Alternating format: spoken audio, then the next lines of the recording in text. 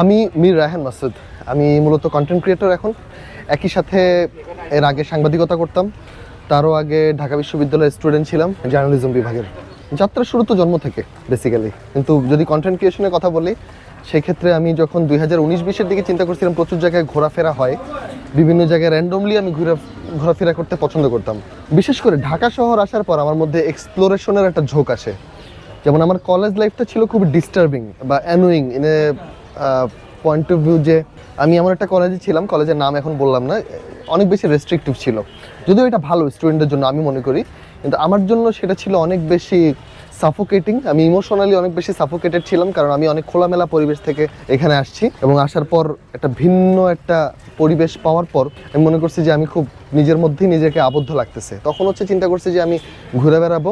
তো তখন বাসে উঠতাম, খিলগাঁও, শাহবাগ এইসব জায়গায় নেমে যেতাম, বিভিন্ন ধরনের মানুষের সাথে আড্ডা দিতাম, বিভিন্ন ধরনের মানুষের সাথে আমার পরিচয় হতো। ওই সময় থেকে মূলত এক্সপ্লোরেশন করি। কিন্তু যখন আমি 2019-20 দিকে আমার কাছে মোটামুটি হাতে কিছু টাকা আসে, এবং আমি চিন্তা করি যে এটাকে যদি কন্টেন্ট ক্রিয়েশনে রূপ দেওয়া যায়, বা ব্লগিং বা ইউটিউব বা ফেসবুকে কিছু কাজ করা যায়, সেই ক্ষেত্রে হয়তো আমার জন্য কিছুটা রেভিনিউ আসতো বা আমার এক্সট্রা একটা ইনকামের সোর্স আসতো। কারণ শুরু থেকে আমি যেসব কাজ করে আসছি তার পেছনে মূল যে উদ্দেশ্য সেটা ছিল টাকা ইনকাম করা।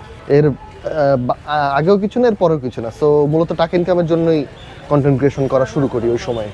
ফ্যামিলি থেকে আসলে আমি যখন জার্নালিজম সাবজেক্টটা নেই তখন বিশেষ কোনো সাপোর্ট পাই না, কারণ সাংবাদিকতা এই যে পেশাটা, এই পেশাটার যে রূপরেখা সেটা জেলা শহরে বা স্থানীয়ভাবে একটু নেতিবাচক। কারণ ওইখানে এমন অনেক ঘটনা ঘটে যেটার ফলে সাংবাদিকদের একটা নেতিবাচক একটা রূপ আমরা দেখতে পাই মানুষের মনের মধ্যে। তো যেই কারণে আমার ফ্যামিলিও ভয় পাইছে যে আমি সাংবাদিক হয়ে কি এই কাজগুলো করবো কিনা। কিন্তু আমি যেহেতু মেইন স্ট্রিমে অনেকটা সাংবাদিকতা করেছি, এবং এখনো পর্যন্ত একটা জিনিস আমি খুব গর্বের সাথে বলতে পারি যে আমার একটা টাকাও অনৈতিক বা অবৈধ না। এবং একই সাথে আমি যেসব জায়গায় কাজ করেছি সেগুলো ছিল খুবই স্ট্যান্ডার্ড।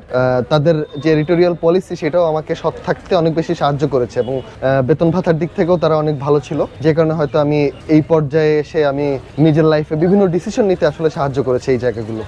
আলাদা করে এটা কখনো ভাবা হয় না যে ডিল করতে হবে, কারণ আমি মূলত যখন ব্লগিং শুরু করি তখন ওইভাবে মানুষজনের সাথে যে কথা বলতে হবে এই ভেবে আসলে ব্লগিংটা শুরু করি না। আমি জাস্ট নিজের স্টোরি বলার চেষ্টা করি। তো নিজের স্টোরি বলতে বলতে কিছু মানুষের গল্পও নিতে হয়, যেহেতু আমি নির্দিষ্ট একটা জায়গায় নির্দিষ্ট কিছু মানুষের সাথে কথা বলবো। সেক্ষেত্রে আমি তাদেরকে খুব পোলাইটলি জিজ্ঞেস করি যে ভাই আপনার একটু সময় হবে কিনা, 2টা মিনিট আমাকে একটু 2টা মিনিট টাইম দিলে আমি একটা ইন্টারভিউ নিতাম। এখন যেটা হয়েছে, অনেকেই জানে যে ব্লগাররা বা কন্টেন্ট ক্রিয়েটাররা এটার বিনিময়ে টাকা ইনকাম করে। তো এটা জানার ফলে যে সে আমার এইখানে কেন বিনা টাকায় কাজ করবে, এই একটা প্রশ্ন চলে আসে। তো এটা থেকে একটা গুরুত্বপূর্ণ বা মজার একটা কথা আমি আপনাদের বলি। কক্সবাজার থেকে একবার ফেরার সময় চকরিয়া একটা বাস স্ট্যান্ডে আমি থামছিলাম। তখন একজন লোক আপনার কামরাঙ্গা কাটতেছিল, এবং কামরাঙ্গা কাটার সময় আমি ওটা ভিডিও করছি।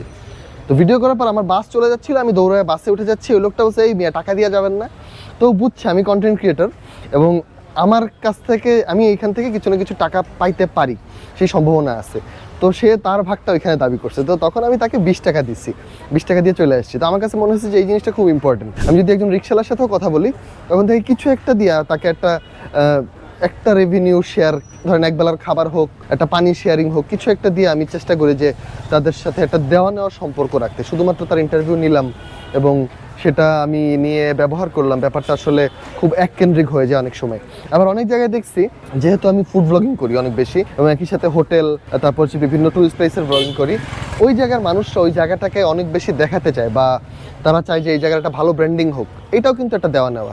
তখন তারা নিজে থেকেই স্বপ্রণোদিত হয়ে আমার কাছে সুন্দর সুন্দর কথা বলে থাকেন। আসলে কন্টেন্ট ক্রিয়েশনের যে রুটিন বা যেই টাইমলাইন আমি ফলো করি, আমি প্রথমে জিজ্ঞেস করি মানুষজনকে যে কোন জায়গাটায় গেলে ভালো খাবার পাবো। ধরেন আপনার বাড়ি ফেনী, আমি অবশ্যই ফেনী যাওয়ার সময় আপনাকে জিজ্ঞেস করবো যে কোথায় গেলে আসলে আমি ফেনীতে বেস্ট খাবারটা পাবো, কোন কোন রেস্টুরেন্টে যাব। বা আপনিও তখন আপনার কোনো ভালো ফ্রেন্ড এমন কাউকে আপনি কনসাল্ট করে ওইভাবে বলবেন যে আমি এই জায়গায় গেলে একদম অরিজিনাল স্বাদের বেস্ট খাবারটা পাবো। সো ওই সব জায়গায় যেটা হয়, আমার টেস্ট বাদের সাথে হয়তো মিলে না অনেক জায়গায়। যেমন কিছু কিছু জায়গায় হয়তো বিরিয়ানিটা আমার কাছে একটু ড্রাই মনে হয়েছে, যেমন আমি গ্রেভি জিনিস পছন্দ করি। কিছু কিছু জায়গায় খিচুড়ি হয়তো আমার কাছে পাতলা খিচুড়িটা বেশি প্রেফারেবল। ওই সময় এইটা বলি যে এইটা এরকম হলে ভালো হতো, কিন্তু যেটা খাইতেছি ওইটা আমার কাছে খুব একটা খারাপ লাগে না। কারণ একদম অখাদ্য বা একদম জঘন্য খাবারের দোকানে তো আমি আসলে যাই না। সেক্ষেত্রে আমার নিজেরই হেলথ ডিটারেট করবে বা শরীর খারাপ করবে, ফুড পয়জনিং পর্যন্ত হতে পারে। তো এইটুকু সেফটি আমার আসলে মেনটেন করতেই হয়। এখনো পর্যন্ত আমার সবচেয়ে বড় পেটের সমস্যা যেটা হয়েছে, আমার পেট মোটা হয়ে যাচ্ছে। তো এটার জন্য আমি বিশেষ কোনো কিছুই আসলে করতে পারি না, কারণ আমার খুব হেক্টিক একটা লাইফস্টাইল। কারণ আমি একটা ফুল টাইম জব করতেছি, একই সাথে মাঝে মধ্যে বিভিন্ন জায়গায় লেখালেখি করি, মাঝে মধ্যে আপনার এই কন্টেন্ট ক্রিয়েশন তো আছেই, একই সাথে আপনার বিভিন্ন ট্যুরের প্ল্যান করা লাগে, ওয়াইফের সাথে ট্যুর দিই, বাড়ি যাই, ঢাকা শহরেই নানা ধরনের এঙ্গেজমেন্ট থাকে, যেই কারণে আসলে আমার নিজের শরীরে খেয়াল রাখা আসলে খুব একটা হয় না, যেটা উচিত। তবে একটা জিনিস সত্য যে কন্টেন্ট ক্রিয়েটরদের এইসব বিষয়ে খুব সেফ থাকা উচিত, কারণ এইটা মৃত্যু পর্যন্ত নিয়ে আসতে পারে। কারণ আপনি জানেন না আপনি কোথায় খাচ্ছেন, আপনি খুব হুজুগের বসে চলে গেলেন একটা জায়গায়, আপনি জানেন না, আপনি চেনেন না, সেই ক্ষেত্রে হয়তো আপনার ভিন্ন একটা মেজারমেন্ট নেওয়া লাগে। যেমন আমি আপনারা বললাম যে আমি কোনো এলাকায় যাওয়ার আগে সেই এলাকার একজন মানুষ, বা ধরেন আমি ঢাকা ইউনিভার্সিটিতে আসবো, ঢাকা ইউনিভার্সিটির কোনো স্টুডেন্ট, জাহাঙ্গীরনগরে যাব, জাহাঙ্গীরনগরের কোনো স্টুডেন্টকে জিজ্ঞেস করে নেবো যে আমি আসলে কোথায় যাচ্ছি, কী কী খাওয়া উচিত এবং কী কী খাইলে আমি নিজে সেফ থাকতে পারবো।